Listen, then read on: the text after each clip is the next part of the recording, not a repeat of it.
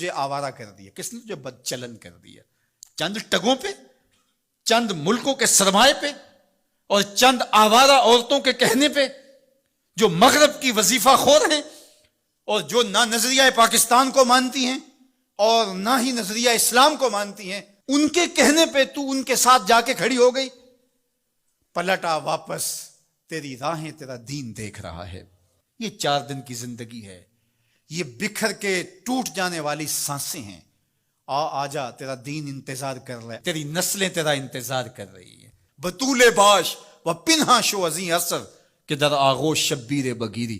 اقبال نے کہا بہن بطول بن جا اور زمانے کی نگاہوں سے پوشیدہ ہو جا، پھر تیری آغوش میں بھی حسین کے جانشین پیدا ہوں گے۔